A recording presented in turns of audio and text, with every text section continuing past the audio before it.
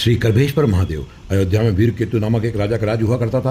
एक बार शिकार खेलते हुए जंगल में गया तो उसे शिकार खेलते हुए एक करब दिखा। करब यानी ऊँट। उसने करब पर बाण चलाया। बाण लगते ही वो करब वहाँ से भागने लगा। राजा भी घोड़े पर बैठकर उसका पीछा करने लगा। उसका पीछा करते करते राजा एक आश्रम के पास पहुँचता है। वहाँ कई तपस्वी लोग तपस्या कर रहे थे। राजा घोड़े से उतर के अंदर जाता है और उन सभी तपस्वी ऋषियों को प्रणाम करता है और राजा उनसे कहता है कि मैं इक्ष्वाकुवंशी अयोध्या का राजा वीर केतु हूँ। मैं जंगल में शिकार खेल रहा था, तभी मैंने एक करब को बाण मारा था और वो भागते भागते इधर कहीं आया। क्या आप बता सकते हैं कि वो कहाँ गया? तब उन तपस्वियों में से ऋषि ऋषभ ध्यान करके देखते हैं और राजा को बताते हैं कि हे राजन, आपके बाण से विधा हुआ करब महाकाल वन चला गया है। आप भी महाकाल वन जाएं। और वहाँ भगवान शिव ने एक बार देवताओं से विनोद कर रहे थे और देवता उन्हें ढूंढने लगे। तब उन्हें भगवान शिव कहीं नहीं दिखे। तब वो गणेश जी के पास आते हैं और उन्हें मोदक लड्डू आदि भेंट चढ़ाकर उनको पसंद करके पूछते हैं कि हे गणेश जी, महादेव कहाँ हैं? तब गणेश जी बताते हैं कि महादेव इस समय करब की योनि में घूम रहे हैं। तब देवता लोग उस करब को देखकर उसके चरणों में गिर जाते हैं और कहते हैं कि हे महादेव, हमने आपको पहचान लिया, ये आप ही हैं। तब महादेव करब की योनि छोड़कर वहीं पर लिंग रूप में स्थापित हो जाते हैं। फिर ऋषि उन्हें आगे बताते हुए कहते हैं कि एक बार कलयुग में राजा धर्मध्वजा घोड़े पर बैठकर बद्रिका आश्रम गए।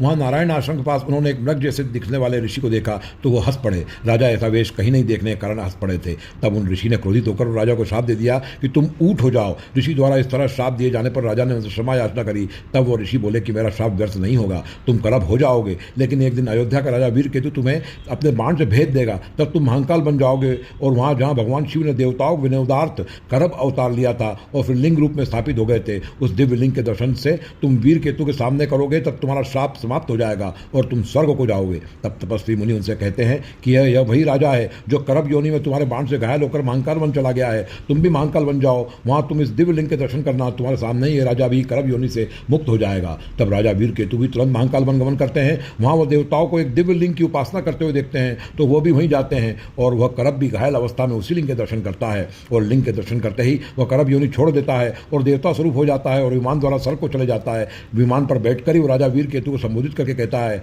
कि हे राजा, आपका बड़ा धन्यवाद। आपके बाण से आहत होकर मैं यहाँ महाकाल वन पहुंचा और इस दिव्य लिंग के दर्शन करने से मैं परम गति को प्राप्त करके स्वर्ग को जा रहा हूँ। तब राजा वीर केतु भी उस दिव्य लिंग के दर्शन पूजन करते हैं। तब देवता लोग कहते हैं कि भगवान शिव ने करब अवतार धारण करके इस लिंग में स्थापित हो गए थे और आज यह करब इनके दर्शन करके ही मुक्त हो गया। इस कारण अब से यह लिंग करभेश्वर महादेव के नाम से लोक में प्रसिद्ध होगा। फिर राजा वीर केतु भी अयोध्या लौट जाते हैं। वो पूरी धरती के चक्रवर्ती राजा होने का गौरव उन्हें प्राप्त होता है। जो व्यक्ति भी करभेश्वर महादेव के दर्शन करता है उसे पशु योनि में नहीं जाना होता एवं उसके पितृगण भी जो पशु योनि में गए हों उन्हें भी मुक्ति प्राप्त होती है और वह गणाधिपों द्वारा पूजित होकर शाश्वत धाम लाभ करता है। और जब वो पुनर्जन्म लेता है तब उस समय वो पृथ्वी का एक छत्र राजा होता है और उसे मोक्ष लाभ होता है। इस लिंग के दर्शन करने से व्यक्ति को अतुल ऐश्वर्य प्राप्त होता है और उसकी सभी कामना सिद्ध होती है। वर्तमान में यह लिंग उज्जैन के भैरवगढ़ में श्री काल भैरव मंदिर के सामने स्थित है।